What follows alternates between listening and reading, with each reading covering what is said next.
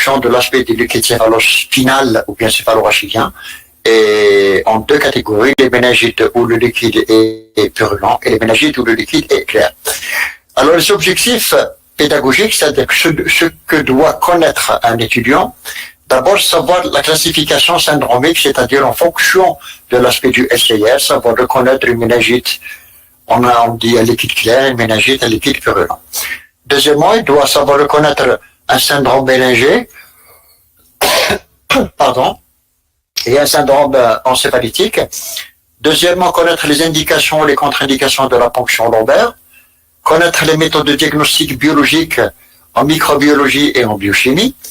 Connaître les particularités épidémiologiques cliniques pour chaque germe.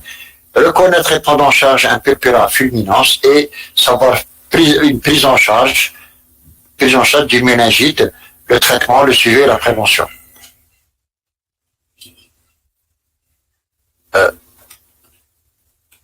Alors, on appelle méningite, ce sont des infections du liquide céphalospinal ou anciennement appelé liquide céphalorachidien et des méninges. Donc, vous avez les méninges, ce sont des enveloppes. Il y a trois enveloppes, la durnaire, la pulmonaire et l'arachnoïde. Et il y a une inflammation, qu'elle soit d'origine inflammatoire, néoplasique, mycosique, parasitaire, etc. Et une atteinte du liquide céphalospinal. Le liquide céphalospinal est normalement clair. Il contient moins de 5 éléments. Mais il devient trouble. Et cette transparence du liquide va changer en fonction du nombre de cellules. Plus le nombre de cellules est élevé, supérieur à 500, le liquide va perdre dans sa transparence. Et ou bien parce que la protéinorachie est très élevée. Vous savez que chaque fois qu'il y a une inflammation, vous avez un afflux de polynucléaires, de cellules de défense non spécifiques, et vous avez toujours une inflammation, c'est comme dans les pleurésies, etc., qui va s'accompagner d'une protéinorachie, et ici la protéinorachie est exprimée par l'albuminorachie. Dans ce cas de figure, dans les méningites dites purulentes, le liquide est macroscopiquement purulent, c'est-à-dire quand je fais la ponction lombaire, je liquide un liquide purulent. Purulent, ça veut dire qu'il contient du pus. Le pus, ce sont des polynucléaires altérés. Ce sont des polynucléaires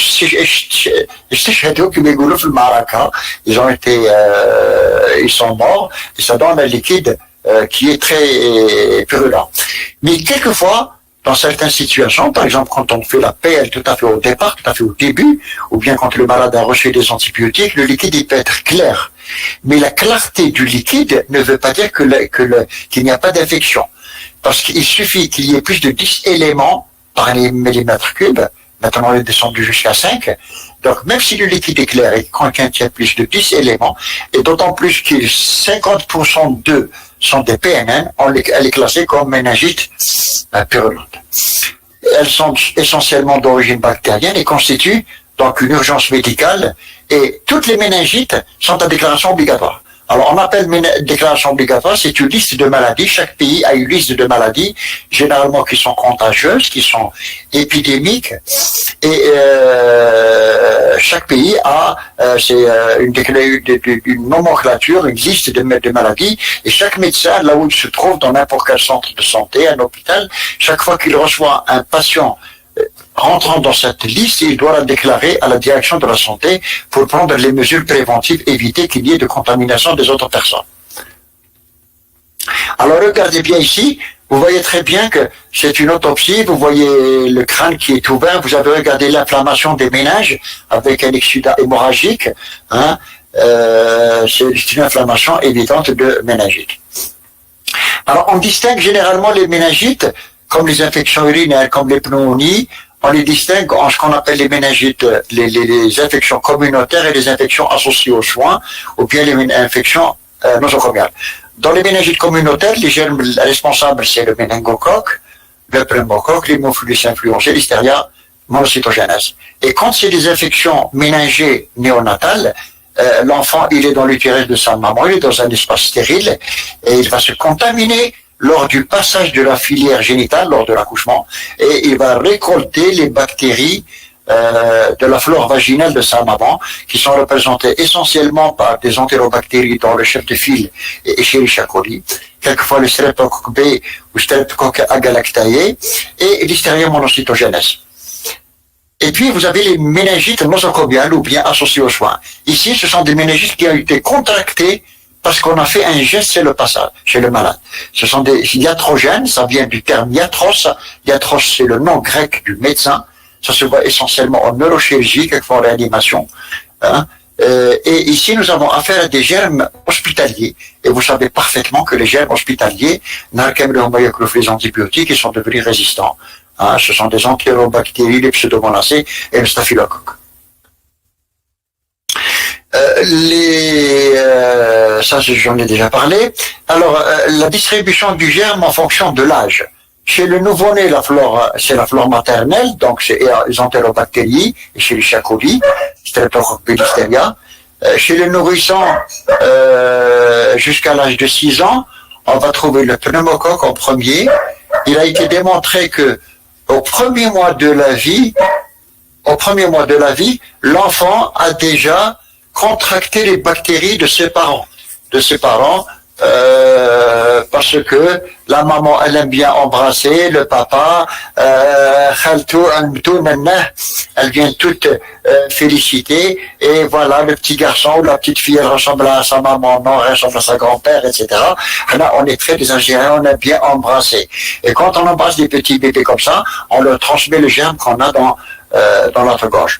Donc, le nourrisson va récolter les germes de l'environnement parental tout à fait au début, et puis après, quand il va sortir de la crèche, il va partager avec ses petits copains les différents germes, et puis quand il va à l'école, c'est la même chose. Donc, les 3 premiers germes. À partir de 6 ans jusqu'à l'âge adulte, on va trouver l'hémophilus influenzae, on va plus le rencontrer. On va voir tout à l'heure pourquoi. On va trouver essentiellement du méningocoque, du pneumocoque, et tout doucement, plus on avance dans l'âge, particulièrement chez les sujets âgés, on va trouver une bactérie qui s'appelle Listeria monocytogenes. Et puis chez les sujets âgés, on va avoir à peu près les mêmes germes, mais avec une répartition qui est tout à fait différente. Alors, les méninges et le SR, ce sont des espaces qui sont stériles. Et comment ces bactéries vont arriver? Alors, il y a 3 voies. La première voie, c'est la voie hématogène, c'est-à-dire que j'ai du méningocoque dans le pharynx, ou j'ai du pneumocoque dans mes bronches, et puis je vais faire une bactériémie, donc c'est la voie hématogène, hein, et cette bactériémie va aller au niveau des méninges. C'est un ensemencement, ce qu'on appelle l'ensemencement à distance, et des localisations secondaires par la voie hématogène, c'est la plus fréquente. La deuxième voie, c'est ce qu'on appelle la contamination par contiguïté.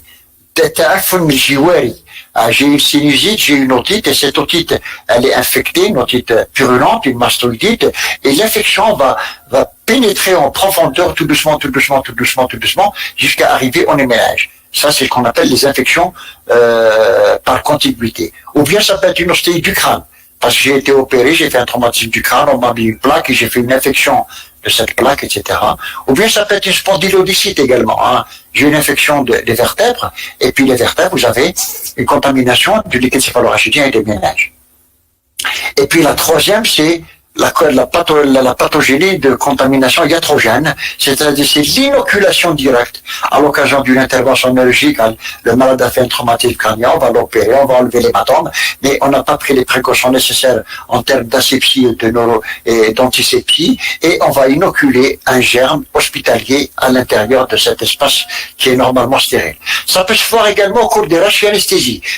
Vous savez que maintenant on fait beaucoup de rachianesthésie pour des césariennes, pour des interventions basses, la prostate, etc., les fractures du fémur, etc.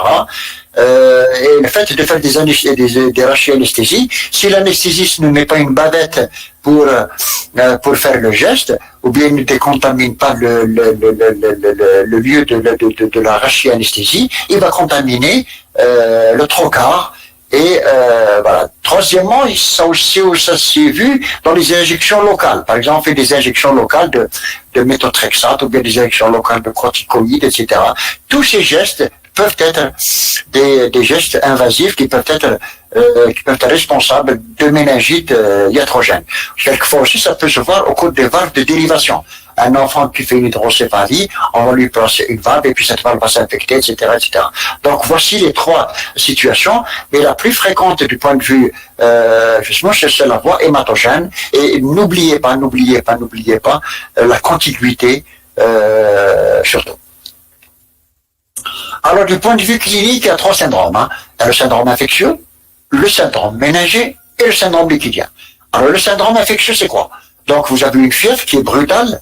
On dit que c'est comme un coup de tonnerre dans un ciel serein. Elle est élevée, hein. Elle est élevée, quelquefois elle peut s'accompagner des frissons très importants, répétés, puis une altération de l'état général avec une insomnie, un manque d'appétit et soif, altération de l'état conscience plus ou moins important, etc. Vous connaissez tout ça, le syndrome infectieux que vous allez retrouver dans toutes les pathologies infectieuses.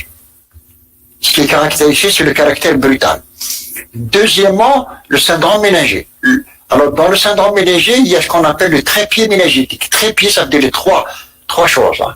Alors, ce sont des céphalées, et vous savez, si vous avez fait la neuro, ce sont des céphalées qui sont rebelles. Vous allez prendre du paracétamol, tout ce que vous voulez, mais ne disparaissent pas. Ce sont des céphalées en casque, hein. En masse barasou, toute la tête va éclater. Elles sont aggravées par les cris, elles sont aggravées par les mouvements, elles sont aggravées par la lumière, c'est ce qu'on appelle la photophobie. Elles sont aggravées par le bruit, c'est ce qu'on appelle la sonophobie. Voilà. Et puis avec ça, vous avez des vomissements engés, faciles, ce ne sont pas des vomissements digestifs qui sont précédés par des nausées. Et quelquefois, on peut trouver la constipation. Ça, c'est le trépied méningétique. Après ça, vous allez trouver la raideur méningée. Dans la raideur méningée, vous avez la position en chaîne de fusil. La position en chaîne de fusil, si vous vous souvenez, qui dit la RSM, ils jouent avec les drapeaux de barod, à deux mois de fusil, quel ouah la gâchette avec la S. Voilà, vous avez un malade qui est en position en hyperextension, la tête rejetée en arrière, les membres fléchis, et contrairement au tétanos, c'est ce qu'on appelle la position en chaîne de fusil, qui traduit déjà qu'il y a une contracture méningée.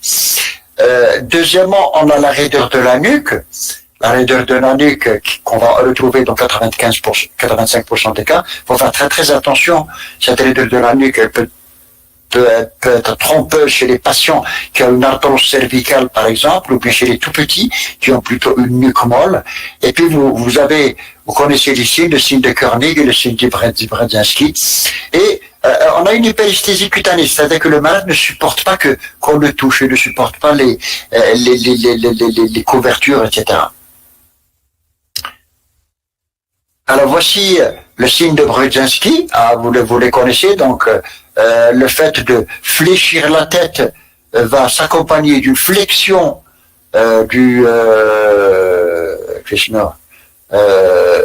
des membres. Le signe de Koenig, c'est l'impossibilité de ramener le membre inférieur sur le bassin, hein, ça provoque une douleur et le malade ne peut pas fléchir.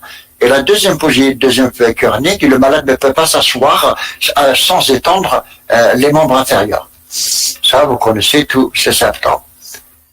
Alors, devant ce patient, donc je suspecte une méningite, je vais l'examen. Ce qui va m'intéresser, très important, deux choses. La première chose, peut-être plutôt trois choses. La première chose, c'est est-ce qu'il y a un purpura, oui ou non. C'est très très important. Vous allez voir tout à l'heure pourquoi. Un purpura, c'est une hémorragie intradermique, hein, et ce purpura, est-ce qu'il est extensif ou pas. Vous allez voir pourquoi. Et puis, est-ce qu'il y a un syndrome encéphalytique. Un syndrome encéphalytique, ça veut dire qu'il y a une souffrance des fonctions cérébrales.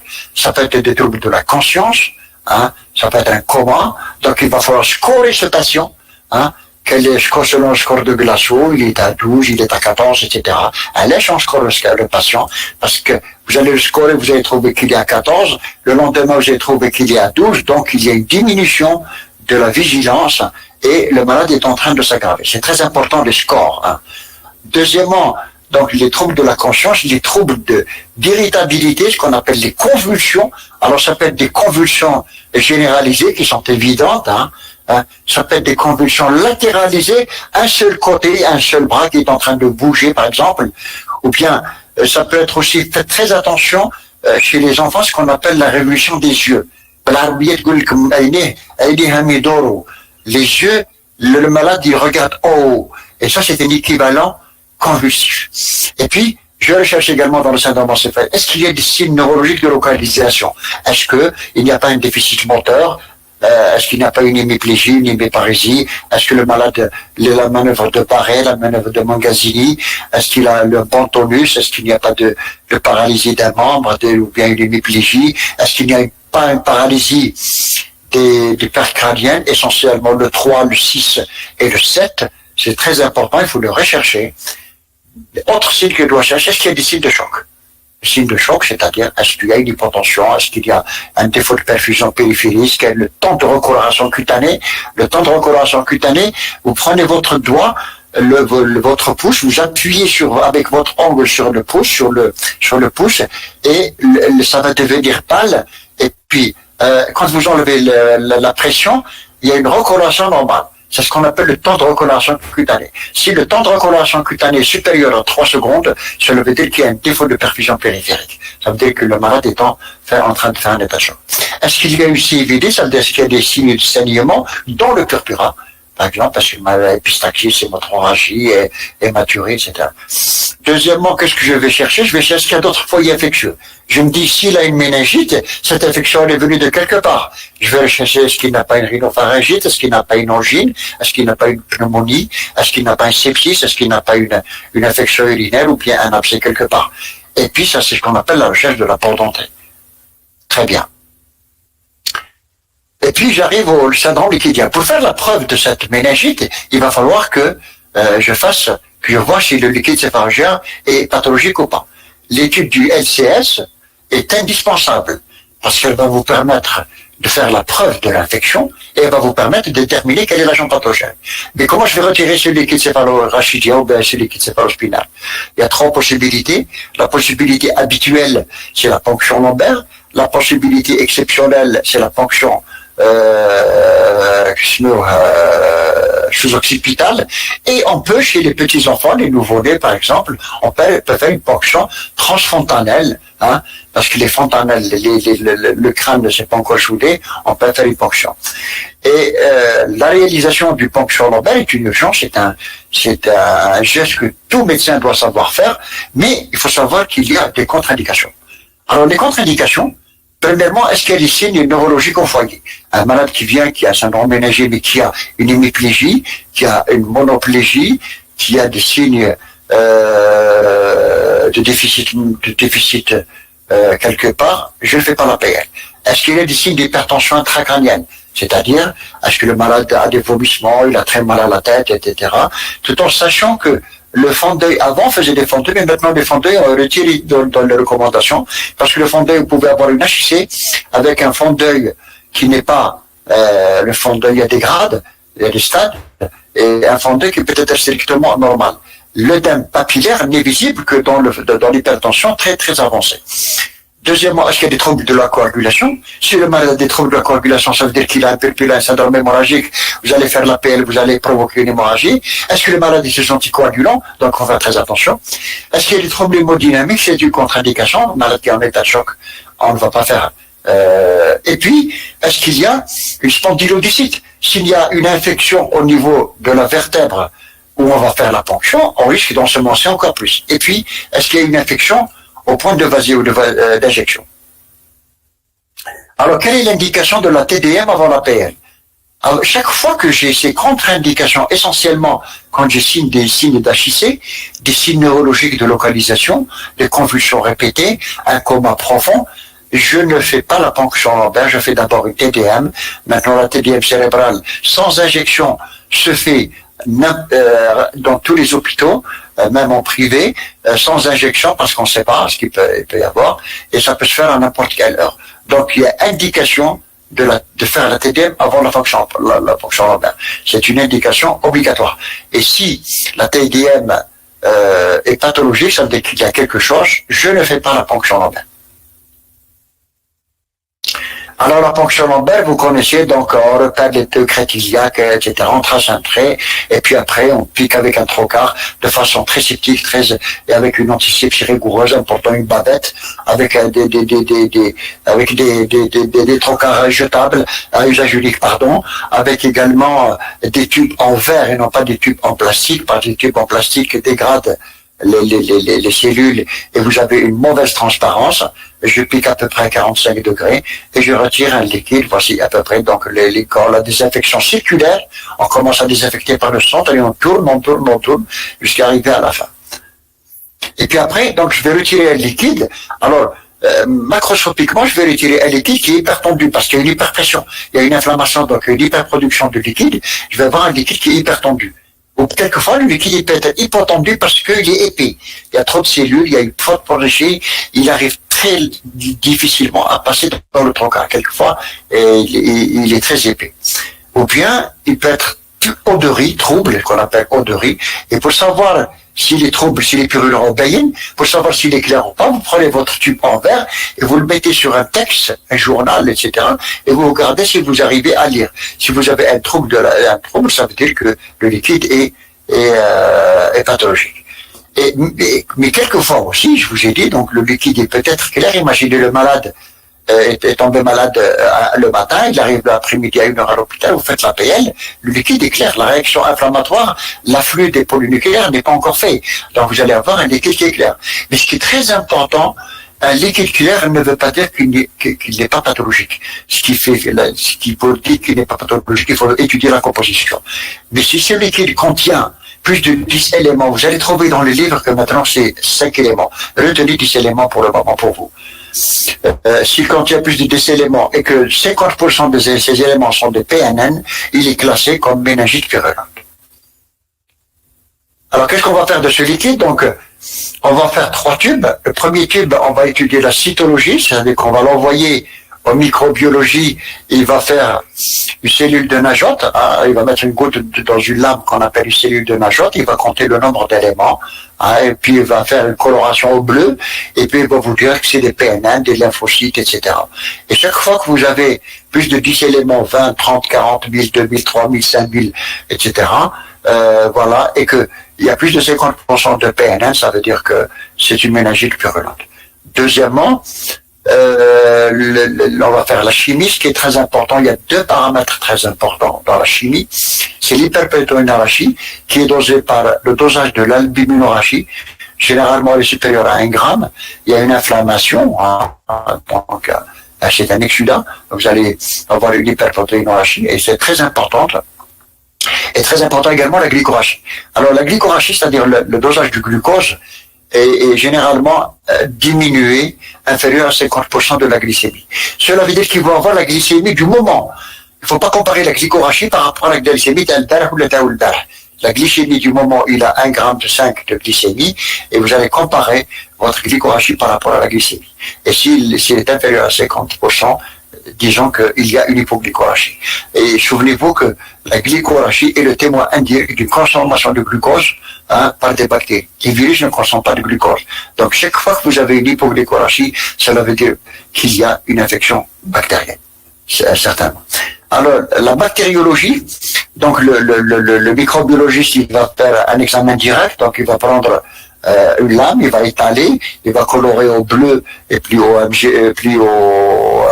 MGG, et il va faire un ensemencement standard, etc.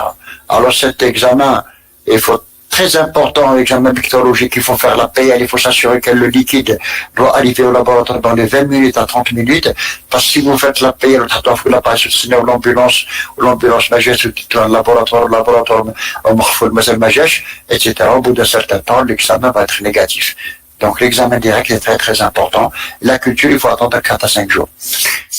Alors, cet examen direct, il est positif dans 60 à 90% des cas, et il est compétence dépendant et temps dépendant, c'est-à-dire que plus le temps est long, plus l'examen est négatif. Et il peut être négatif également parce que le malade a reçu des antibiotiques avant.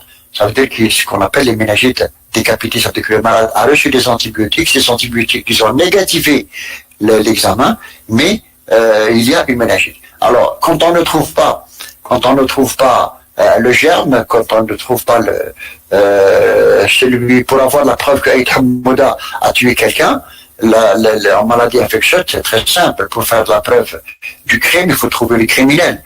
La meilleure façon, c'est de trouver Aït Hammouda sur le lieu du crime. Ça veut dire, c'est trouver l'agent pathogène. Ok, c'est l'examen direct et la culture, et essentiellement. Mais si je ne trouve pas Aït Hammouda, je vais chercher, est-ce que Aït Hammouda n'a pas laissé des choses, hein? Alors, il faut comprendre une chose, que toutes les bactéries responsables des méningites sont des bactéries qui sont capsulées.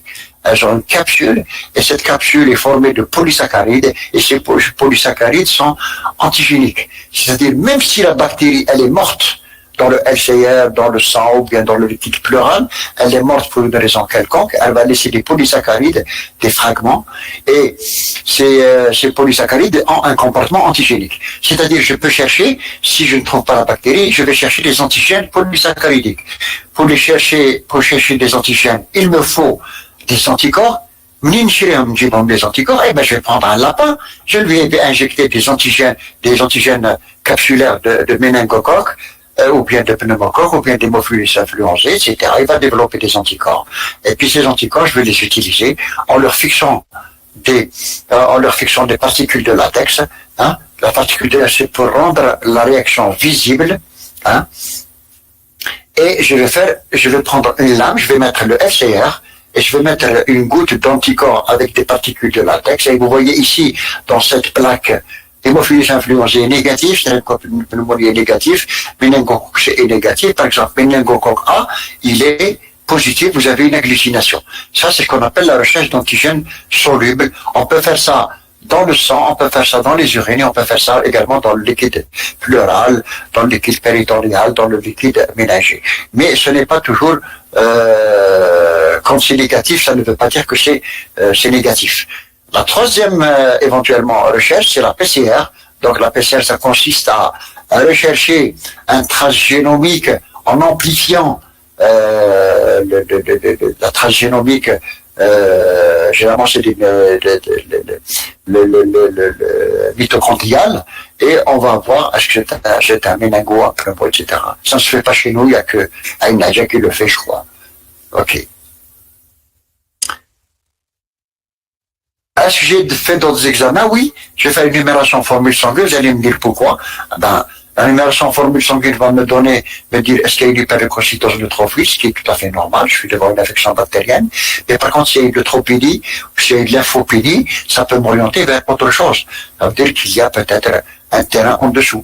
Est-ce qu'il y a une anémie? Cette anémie peut être aussi un signe annonciateur d'une maladie de l'hémoglobine qu'on appelle la drépanocytose et qui expose particulièrement aux infections pneumocoques.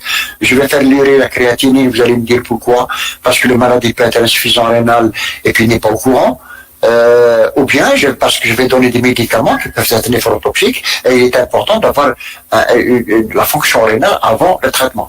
Le ionogramme, essentiellement le sodium qui est très important. L'ionogramme sodium, parce qu'il est souvent observé une hyponatrémie, particulièrement dans les méningites à pneumo, ou bien dans les méningites tuberculeuses, une hyponatrémie qui est due à une sécrétion inappropriée d'ADH, particulièrement dans la tuberculose. Et cette hyponatrémie est très délétère, particulièrement chez les petits enfants ou les sujets âgés, où les mouvements de l'eau sont très délétères, ça complique très vite des troubles encéphalitiques. La glycémie, d'abord, la glycémie de Mendelbeha, si, puisque je dois comparer la glyco-H à la glycémie, donc je dois avoir une glycémie pour comparer la glyco-H. Deuxièmement, je ne sais pas, peut-être que le malade a un état prédiabétique et la méningite a exprimé, a révélé ce diabète. Alors, la CRP, c'est une protéine synthétisée par le foie qui réagit avec les protéines C du streptocoque, c'est pour ça on l'appelle C-protéine. Protéine C-réactive. Cette protéine, on a remarqué que elle s'est levée, c'est un peu un indicateur de l'inflammation. C'est à peu près l'équivalent un peu de la vitesse sédimentation avec une meilleure sensibilité, c'est-à-dire que elle augmente plus rapidement que la vitesse sédimentation en cas d'inflammation et elle diminue plus rapidement en cas de réduction de l'inflammation. C'est un indicateur. Et cette CRP, elle est toujours utilisée. Elle n'est pas suffisante, mais elle est toujours utilisée pour faire le distinguo quand le liquide est clair, est-ce que c'est une infection virale ou pas. Et c'est témoin d'une infection parenchymateuse, hein, comme dans les infections urinaires, une CRP positive peut être le témoin d'une infection rénale, alors qu'elle est négative, c'est peut-être une cystite. La procalcitonine, c'est une pro-hormone de la calcitonine, et on a remarqué que dans les états septiques graves, elle est sécrétée par plusieurs organes et son élévation est un témoin très important d'une infection bactérienne. Et ces deux éléments, on va beaucoup les utiliser quand le liquide est clair la prochaine fois. J'ai fait une radio du poumon, vous allez me dire pourquoi, bah oui. D'abord, je sais pas, peut-être qu'il y a une pneumonie, peut-être qu'il y a une infection bactérienne pulmonaire, donc ça peut être la potentée. Et je fais les hémocultures, bien sûr, puisque la pathogénie, elle est hématogène, donc l'agent pathogène, il est passé par le sang, donc je vais voir est-ce que j'arrive à trouver le germe dans le sang. Et puis, je vais chercher les signes de gravité. La question qui va se poser, est-ce que je garde ce patient indien ou l'indien de la réanimation? Alors, pour se décider, donc, je dois voir, est-ce qu'il y a un purpura, et c'est un purpura extensif. Faites très attention. Chaque fois que vous avez une méningite, recherchez s'il n'y a pas un purpura. Un purpura, ça peut être une petite tache au niveau de la malléole, au niveau du genou, au niveau de la cuisse, au niveau de la fesse, et ça ne se voit pas. Ce que vous allez faire, vous allez prendre un stylo, et vous allez entourer ce purpura. Parce que quand vous allez revenir demain ou là tout à l'heure, vous allez trouver qu'il y a d'autres éléments qui sont apparus. Ça veut dire que le purpura est extensif. Deuxièmement, est-ce qu'il y a des troubles profonds de la conscience? S'il y a des troubles profonds de la conscience, un coma à 11, voilà, il faut avertir les réanimateurs comme quoi peut-être qu'il va falloir le transférer. Deuxièmement, est-ce qu'il y a des localisations neurologiques? Est-ce que le malade est en train de faire un état de mal convulsif, il est en train de convulser, il a un déficit très important, etc. Est-ce qu'il y a des signes de choc? On va voir tout à l'heure. Et puis, est-ce qu'il y a un saignement spontané qui peut être témoin d'une coagulation intravasculaire disséminée? Alors, chez le nourrisson, le tableau est souvent incomplet. Alors, chez l'enfant, chez le nourrisson, c'est souvent, il se plaint de signes digestifs. Ah, il a toujours de la diarrhée, ou de la diarrhée bizarre, ou ça يحكموا هذوك يضربوا هذوك الجنون les convulsions, ou bien ça تقول لك يدوروا عينيه. Et quand vous examinez l'enfant, il ne peut pas vous dire j'ai mal à la tête, il n'arrête pas de crier. Vous allez trouver la nuque, elle est molle quelquefois. La fontanelle, elle est bombée chaque fois qu'il crie. La fontanelle, elle est bombée. Et quelquefois même, vous n'allez rien trouver, mais juste une fièvre inexpliquée. Et cette fièvre inexpliquée amène les pédiatres à faire des ponctions lombaires systématiquement souvent chez les nourrissons, quand ils ont une fièvre inexpliquée, parce qu'il n'y a aucun danger. Alors pour le nouveau-né, c'est encore un peu plus compliqué. C'est pour cette raison qu'il y a une spécialité qu'on appelle la néonatologie. Et chez le nouveau-né, l'expression, elle est toujours générale. Le malade va présenter des détresse respiratoires, le refus de téter, mais de la fièvre avec un syndrome grave. Alors les formes selon le germe, le premier germe c'est le méningo, donc Neisseria meningitidis, ça profite du rhinopharynx. Hein. C'est un diplocogramme négatif en graines de café qui m'ahabat al-hawa. Hein.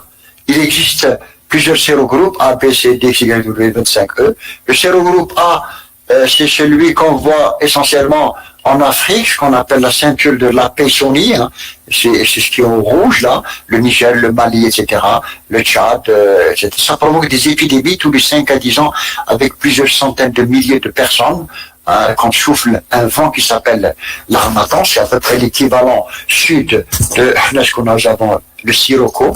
Vous avez le C qu'on va trouver essentiellement en Amérique du Sud. Le B, il est européen, mais et puis en l'an 2000, il y a eu une épidémie fil Hajj. La Mecque, c'est quand je pose la question au Chinois, la Mecque, oui, c'est vrai. La Mecque, c'est une ville d'Arabie Saoudite, mais c'est aussi le lieu saint de l'islam, mais c'est aussi épidémiologique, c'est un milieu où vous allez se rencontrer 3-4 millions de personnes qui viennent de plusieurs pays. Et chacun va ramener sa valise avec lui, mais il va ramener toutes ces bactéries avec lui. Donc, il y a eu des épidémies à partir de l'an 2000, à partir de W135. Alors, en Algérie, quand j'étais étudiant comme vous, il n'y avait que le A. Le B, il était européen. Le B est rentré en Algérie par la Tunisie dans les années 90. On a demandé du C. Ou maintenant, alhamdoulilah, on a le A, le B, le C, le W135. Merci Nawalo. Merci Nawalo parce que les Algériens voyagent beaucoup. Alors, le méningocoque, donc, la particularité du méningocoque, c'est qu'il touche tous les âges, particulièrement les enfants, l'adulte jeune. C'est la plus fréquente des méningites bactériennes en période épidémique. Hein.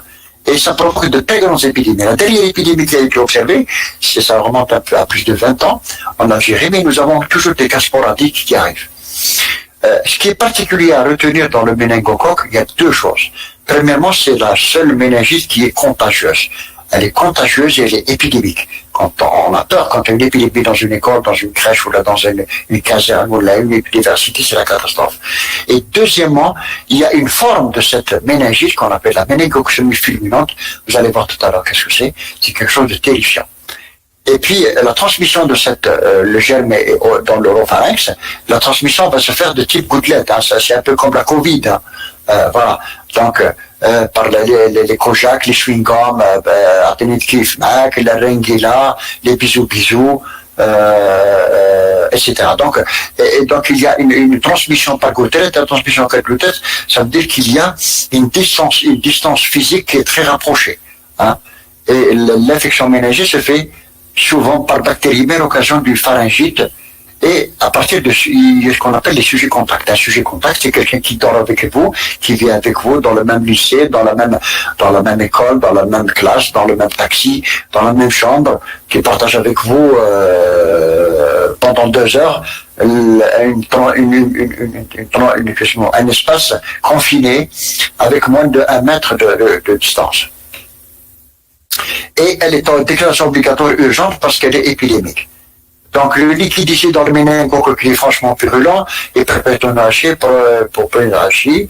Examen direct d'hypococcogramme de café, vous le voyez ici. On peut rechercher les antigènes solubles, particulièrement très intéressant dans les formes décapitées. Si le malade a une pharyngite, il a pris des antibiotiques, ces antibiotiques ont été suffisants pour négativer l'examen direct, mais si je recherche des antigènes polysaccharides, je vais les trouver. La numération formule montre une leucocytose neutrophile. La CRP et la procrastinine sont positives. Qu'est-ce qui me permet d'évoquer le méningo? On l'appelle également méningite cérébrospinale. Voilà. Alors, la présence d'un purpura est très évocateur de méningo. L'atteinte articulaire, s'il y a péricardite, un état de choc, la notion de cas similaire, c'est-à-dire que j'ai un cas de méningite et puis j'entends que sa cousine est hospitalisée, ou bien là une autre copine à elle dans la chambre est hospitalisée ailleurs. Donc la notion de cas similaire est souvent en faveur du méningo parce que c'est la seule qui est transmissible. Et puis la notion de pharyngite. Alors, voilà, on arrive à la catastrophe, c'est qu'on appelle la méningococcémie fulminante. C'est une urgence d'une extrême gravité. Elle tue le patient, elle tue surtout les enfants, les nourrissons, l'enfant et quelquefois l'adulte. Elle tue le malade sur la table de consultation, avec un taux de létalité de 60% dans les grands services de réanimation. Et ici, le malade ne se présente pas pour une méningite. La maman vous dit, voilà, ok, là, il a de la fièvre, et puis il a des petits boutons dans la jambe, et puis maintenant, il n'est pas bien. Et vous examinez un enfant, vous n'avez pas trouvé de syndrome méningé, vous avez trouvé de la fièvre, une altération de la tête de conscience, quelquefois même un état de choc déjà, avec un purpura. Et vous allez remarquer que ce purpura est extensif. Et très rapidement, un purpura qui est échymotique, très important, il est échymotique, c'est les ecchymoses, il peut être microtique, il prédomine aux extrémités, ça veut dire qu'il est distal, il est extensif, c'est pour cette raison je vous dis, il faut toujours entourer une lésion purpurique parce que vous allez voir, est-ce qu'il y a des éléments nouveaux qui sont apparus. Et puis très rapidement, va s'installer un état de choc septique avec des troubles hémodynamiques, et une CVD, une insuffisance rénale aiguë, et une acidose métabolique, et le malade va mourir à la table de consultation. Ça tue le malade en 2 heures. Le syndrome méningé, vous ne l'avez pas trouvé. L'infection, elle est tellement fulminante que l'organisme n'a pas eu le temps de réagir. Et l'APL ne doit pas retarder le transfert en réanimation. Il ne faut pas faire de PL, parce que d'abord elle est contre-indiquée, parce qu'il y a des troubles de la coagulation, et deuxièmement parce qu'il y a une hémodynamique qui est instable. Et quelquefois, quand elle est faite, on va retirer un liquide clair qui contient des éléments, peu d'éléments, quelquefois normal, avec présence de germes à l'examen, mais il n'y a pas de cellules, très très peu de cellules. Regardez, donc voici un purpura dans la salle purpura échymotique, ici c'est pétichal, très important, ça c'est un adulte, ça c'est l'épidémie du sétif en 1987. Voilà, regardez ce petit enfant avec une nécrose complète des doigts. Voilà, les yeux, c'est le même enfant. Voilà, il va perdre ses deux enfants. Alors, ce malade, il est en réanimation, il va mourir. C'est un purpura qui est complètement généralisé. Voilà. Voilà, la nécrose des extrémités. Voilà, voilà, voilà. Cette fille, je me souviens, il y a 2 sœurs qui ont fait, à qui on a coupé les 2 jambes et les 2 bras. C'est une gangrène des membres. La seule chose qui peut sauver ces patients, on va le voir tout à l'heure. Bien. Alors, le traitement du méningo, premièrement, c'est l'isolement du malade, avec des précautions complémentaires et gouttelettes, comme la Covid, c'est-à-dire il faut lui mettre un masque isolé, etc., déclarer rapidement. Le traitement anticuratif, je vais faire rapidement. Il y a un schéma algérien, vous allez le trouver dans le polycom, on ne perd pas de temps. Par contre, la forme fulminante, ce qui a démontré l'efficacité de réduire un peu la létalité, c'est l'administration. Dès la première visite à la maison, vous avez vu le malade ou bien dans un centre de santé, la première chose à faire, chaque fois que vous avez un purpura fébrile, écrivez en bleu, en rouge, en ce que vous voulez, tout purpura fébrile doit faire évoquer la méningocytome fulminante jusqu'à preuve du contraire. Attention, faites très attention. Et ce qui peut sauver le malade, c'est une injection de céfotaxime, 1 gramme chez l'adulte, 50 mg chez l'enfant, sans dépasser 1 gramme, ou bien de l'amoxicilline, un défaut du thiophénicol. Mais c'est les seules choses qui peuvent sauver le patient.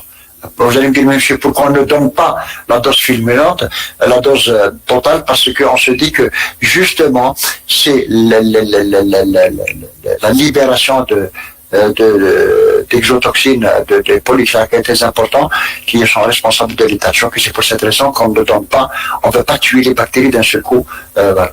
Il faut un apport veineux central si on peut, sinon un apport veineux de grosse veine, une oxygénothérapie par voie nasale est transférée et médicalisée urgent en réanimation et où on va gérer par la suite l'état de choc. La prophylaxie, puisque la prophylaxie, donc, c'est une mesure de prévention médicamenteuse, ce qu'on appelle la chimioprophylaxie, ça consiste à donner des antibiotiques pour rompre la chaîne de transmission. C'est-à-dire, si j'ai une épidémie dans un site universitaire, je vais chercher tous les patients qui ont été en contact avec le malade et je vais leur donner un médicament.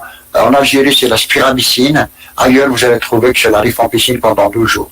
Ou bien éventuellement de la ciprofloxacine pendant 1 jour, 500 mg. Bien. La vaccination, elle est disponible en Algérie. C'est un vaccin polysaccharidé qui comporte, au début, on avait le bivalent AC, ou bien le A ou C, et maintenant nous avons le quadrivalent, le sérogroupe A. Il n'y a pas d'immunité croisée entre sérogroupe A. Sérogroupe A, C, Y, W 135. Ils sont peu immunogènes chez les enfants de moins de 18 ans. Ils sont utilisés à titre individuel en cas d'épidémie et ils sont obligatoires quand on va se rendre, par exemple, au pèlerinage. Alors, le pneumocoque. Première chose à retenir, dites-vous que ne faites pas une infection au pneumocoque qui veut. Moi, je me le dis déjà, est une infection pneumocoque. Vous pouvez faire des méningites à méningo, d'accord, mais faire une infection pneumocoque, ça veut dire FSBEP. Il y a quelque chose, d'accord? Ne faites pas une infection pneumocoque qui veut. Ça veut dire qu'il faut toujours chercher la raison. Si vous ne trouvez pas la raison pourquoi il a fait une infection pneumocoque, ça veut dire qu'il a toutes les chances d'en refaire une autre. Quelquefois qui peut être plus grave. Alors, c'est un diplocoque gram-positif, ça profite des voies respiratoires précoces. Si vous prenez votre expectoration, vous l'emmenez chez Cassan, il va trouver du pneumocoque. Mais dans ces pneumocoques, il y a ce qu'on appelle les souches de portage qui sont gentilles, et puis il y a des souches invasives qui sont très très dangereuses. Le problème de ce pneumocoque, c'est qu'il a une capsule polysaccharidée qui est très très épaisse. Et il y a 84 sérotypes. 84. Et il n'y a pas d'immunité croisée entre les différents sérotypes. Et cette capsule polysaccharidique lui permet de résister à la phagocytose. Et pour cette raison que pour être phagocyté, le pôle nucléaire a besoin de certains anticorps qu'on appelle des opsonines qui sont fabriqués par la rate, et ces opsonines c'est comme quand vous mettez un peu de la moutarde ou bien vous mettez de la harissa dans un sandwich, whatever, comme ça pour avaler quelque chose. Donc, ça permet un peu la phagocytose. Et ce défaut d'opsonisation va se voir particulièrement chez les enfants, chez les personnes qui n'ont pas de rate. Les aspléniques. Asplénie parce qu'il a une drépanocytose, elle est devenue fibreuse, elle n'est plus fonctionnelle. Ou bien asplénie parce qu'il a eu un accident de la circulation, puis on lui a enlevé la rate. La méningite à pneumo va se distinguer par, premièrement, son extrême gravité. Ici, comme tout à l'heure, je n'ai pas parlé du tout le trouble encéphalitique dans le méningo. Par contre, dans le pneumo, il y a ce qu'on voit souvent, ce sont des formes méningo-encéphaliques. Ça veut dire qu'il y a une souffrance de l'encéphale. Et c'est des méningites qui sont fréquentes, des infections qui sont fréquentes chez les aspléniques, les traumatisés du crâne, les âges extrêmes. Elles sont toujours secondaires à une pathologie bronchopulmonaire, une automastoïdite, une sinusite, un traumatisme du crâne. Et ces pathologies, elles sont responsables de récidives. Moi, j'ai connu un patient qui a fait 17 méningites à pneumo. 17 jusqu'au jour où il avait une brèche ostéoméningée, hein, de la base du crâne, et voilà. Alors ces brèches, souvent c'est des malades qui vont vous dire, moi j'ai du liquide qui coule par le nez, qui et c'est très simple, vous mettez le malade en position génupectorale, et vous allez avoir du liquide, vous mettez une bandelette Lapstix, s'il y a du sucre, s'il y a du glucose, ça va éviter que c'est du SCR. Ok?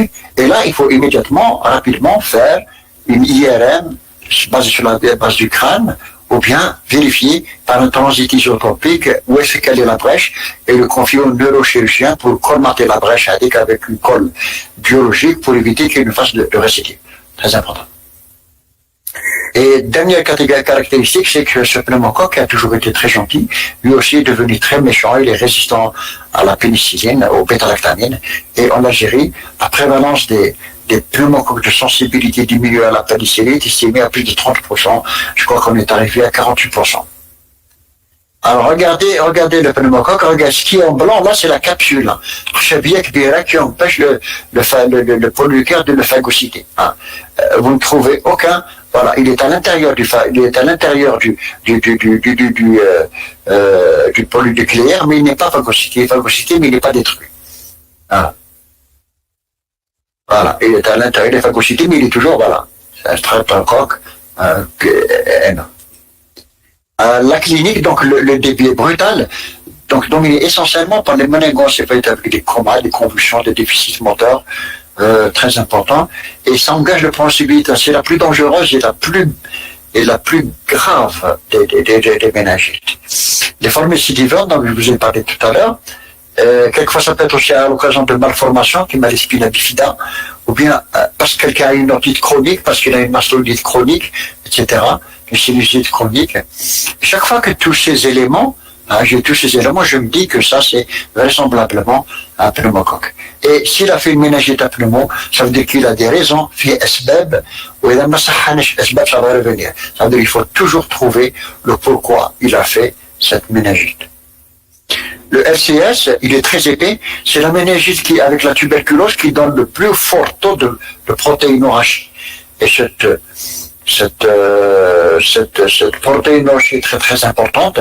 Le LCR va devenir gélatineux, on dirait du yaourt, et ne circule pas bien. Et quand il ne circule pas bien, ça va provoquer des poches de purulence, hein, et qu'on arrive très très difficilement, ce qu'on appelle des cloisonnements, qu'on arrive très très difficilement à stériliser. L'hypoglycémie est très très franche. Alors ici, la CRP et la procalcitonine sont très élevées. Le traitement, j'insiste pas, vous trouverez ça dans le Polycom pour ne pas perdre du temps. Voilà, je passe. Très important, la corticothérapie. Ok.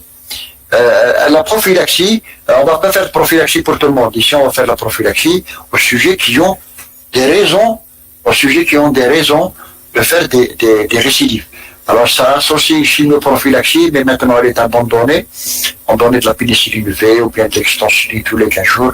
Maintenant elle est abandonnée. Mais par contre, ce qui est très important, c'est que en Algérie, on a introduit le vaccin antipneumococcique chez les enfants.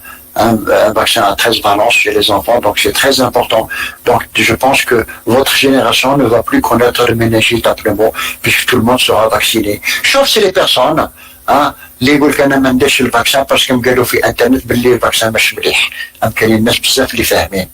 Alors il y a deux vaccins, il y a trois vaccins, il y a le vaccin 7 valences qu'on n'a pas utilisé en Algérie, 13 valences, c'est le Prévenant qu'on a introduit chez les enfants, et puis le vaccin 23 valences. 23 valences, ça veut dire qu'il couvre les 23 sérotypes, les 13 valences. C'est-à-dire que nous allons couvrir 36 sérotypes. D'accord? Et il n'y a pas d'immunité croisée entre les différents sérotypes. Hémophilus influenzae, je passe très rapidement, parce que on ne voit plus d'infection à hémophilus influenzae en Algérie, parce que tous les enfants, depuis l'an 2000, sont vaccinés contre hémophilus influenzae dans le carnet de vaccination, dans le programme élargi de vaccination. C'est un cocobacille gram négatif capsulé qu'on va trouver dans les voies respiratoires. Il y a aussi sérotype A, B, C, D, et seul le B est pathogène. Et le B, on voit surtout chez les enfants de moins de 6 ans. Vous n'avez pas trouvé à partir de 6 ans. Si vous avez méningite hémophilus après 6 ans, recherchez un VIH. Voici hémophilus influenzae. Alors, du point de vue clinique, quand elle existait, la méningite hémophilus, une des particularités, c'est que c'est une méningite qui est souvent négative. Hein, négative à l'examen parce que c'est un gène qui est très très sensible. Avant l'avènement de la PCL, de la contre-immunophorèse et des particules de latex, antigènes solubles, on passait à côté parce que c'est un gène qui disparaissait très vite, on n'arrivait pas à le cultiver, et puis il nécessite des facteurs de croissance. Si on n'avertit pas le bactériologie, il ne va pas mettre les facteurs de croissance, essentiellement de l'acide natrique, etc. Deuxièmement, c'est une méningite qui est très lente, sans temps, hein, et qui donne beaucoup de séquelles neurosensorielles. C'est une des causes les plus importantes des surdités du nourrisson. Voilà. Et maintenant que l'introduction de la vaccination, c'est fini, on ne voit plus cette infection. Voilà. Le traitement, c'est le céfotaxime, ça marche dans les 3 cas, le méningo, le pneumo et l'hémophilus influenzae. Et la corticothérapie est également indiquée dans ces situations. Hein. Donc, voilà. Alors, la prévention et la chimio-prophylaxie, on peut donner de la prophylaxie quand il y a une épidémie dans une crèche, par exemple, hein, et puis la vaccination. Mais jusqu'à maintenant, on ne voit presque plus de méningite à hémophilus influenzae en Algérie. Listeria monocytogénèse, j'en parlerai beaucoup plus demain. C'est un bacille gram-positif qui est ubiquitaire, c'est-à-dire qu'on va trouver dans l'environnement, un peu partout dans le sol, dans le lait, dans les aliments, etc. C'est un bacille. Il est responsable d'infections très dangereuse quand ça survient chez les femmes enceintes. Ça donne des avortements, ça donne pas de malformations, ça tue l'enfant, ça donne des avortements, et des méningites, particulièrement chez les adultes et les sujets âgés. La fréquence augmente. Moi, quand j'étais étudiant, on la connaissait pas. Résident, on l'étudiait comme ça, parce que c'était vraiment exceptionnel. Et maintenant, on commence à observer dans le pays cette émergence de l'hystérie monocytogène est essentiellement due au changement des modes alimentaires avec le fast-food, les produits réfrigérés, etc. Je vous en parlerai la prochaine fois. La contamination, elle est par voie aérienne, mais essentiellement par voie digestive, en consommant des œufs, des aliments, des glaces, de la charcuterie, etc. Le tableau clinique, ça donne un tableau de méningo-encéphalite de la base. Les méningites que nous avons vues tout à l'heure, pneumoméningo, ce sont des méningites de la convexité. Hein. Ici, vous avez, c'est comme dans la tuberculose, ici, vous avez la méningite méningoencéphalite de la base du crâne. Et quand vous avez la base du crâne, il y a des petits trous où passent tous les nerfs crâniens. Donc, vous allez avoir une atteinte des paires crâniennes. Essentiellement le 7. Et elle a une tendance particulière à provoquer des abcès, essentiellement cérébelleux. Et ça ressemble, ça confond toujours avec la tuberculose neuroméningée. Et elle peut prendre dans tous les aspects, on verra demain ou après-demain. La formule du LCR dans la listériose, elle peut prendre dans tous les aspects, elle peut être purulente, panachée, ça veut dire 50-50, 60-40, elle peut être lymphocytaire de type viral, quelquefois même de type pseudotuberculeux. L'évolution, quand elle n'est pas bien traitée, en sachant très bien, n'oubliez pas que les céphalosporines, 3e génération, n'agissent pas sur les listérium chez les céphalosporines 3e génération que vous donnez ailleurs ne marche pas dans la listérienne monocytogénèse. Le traitement, c'est la pénicilline A associée à la gentamicine ou bien le sulfaméthoprime, ça le Bactrim, pendant 21 jours. Les autres germes, les bacilles gram négatifs, vous n'allez pas les rencontrer, vous allez rencontrer chez le nouveau-né, chez les coli, ou bien dans les méningites nosocomiales, le streptocoque B également chez le nouveau-né essentiellement, le staphylocoque, lui, vous allez le rencontrer essentiellement au cours des endocardites, ou bien au cours des ostéites du crâne, ou bien au cours des interventions sur le crâne, ou bien sur le rachis, et ce sont des bactéries qui sont très difficile à traiter parce qu'il faut connaître l'écologie du cerveau, il faut connaître la sensibilité du germe pour donner l'antibiotique et souvent beaucoup d'antibiotiques ne diffusent pas bien dans le ménage. Germe indéterminé, c'est-à-dire que soit parce que le malade a reçu un préalable, une antibiothérapie avant, soit d'un problème technique, et c'est très important de rechercher des antigènes solubles. Le mieux, c'est la PCR. Bon, la PCR n'est pas disponible chez nous. Alors, les orientations, quand je fais une PL et je trouve un liquide purulent, je me dis, s'il y a une notion d'alcoolisme, dans des traumas crâniens, de chirurgie de la base du crâne, d'otite, de mastoïdite, etc., je pense à un pneumo. Antécédents rénaux chroniques, une asplénie, une infection VIH, myélome, tous ces affects évoquent le pneumocoque. Pour le méningocoque, c'est la saison hivernale, printanière. Il y a une notion d'épidémie ou de cas similaires, c'est-à-dire soit vous avez une grande épidémie, soit vous avez des cas similaires, 2-3 cas dans un endroit, etc. Le début peut être la notion de purpura. L'absence de signes neurologico-focaux, comme contrairement au pneumocoque et la listeria. Et souvent, les formes graves se voient chez des personnes qui ont un déficit en complément, et particulièrement fraction C3. La listériose, on va l'évoquer chez les patients qui sont plus âgés, plus de 50 ans, chez les femmes enceintes, qui ont peut-être une immunodépression, soit par une corticothérapie, un myélome, une transplantation, ou bien l'alcoolisme. Ça peut être des épidémies, d'authentiques épidémies. Il y a eu des épidémies en Europe. Et une évolution très progressive des signes cliniques, avec des signes de rhomboencéphalique, c'est-à-dire une atteinte de la forme postérieure du cerveau. Et le liquide, la formule caractéristique, c'est ce qu'on appelle la formule panachée, c'est-à-dire en même temps de PNN et en même temps de lymphocytes. Les BGN, en dehors du nouveau-né, chez les personnes âgées, secondaires à une infection urinaire ou digestive, ou bien dans les infections méningées, nosocomiales. Hémophilie influenzée, donc, on ne voit plus presque, chez les enfants de moins de 5 ans. Le staphylocoque, chez les infections résistantes, nosocomiales. Et puis, tous les autres gènes peuvent se voir également, particulièrement en milieu hospitalier. Alors, quelle va être l'évolution? Vous comprenez parfaitement que l'évolution, plus le traitement diagnostic est rapide, plus le traitement est rapide et le traitement juste est bon, plus l'évolution est favorable avec des guérisons. Il n'y a pas de séquelles, mais quelquefois on peut toujours garder des séquelles neurosensorielles possibles. Ça peut être une hypoacousie, un déficit moteur, une atteinte moléculaire, etc. Il y a souvent des problèmes d'hydrocéphalie,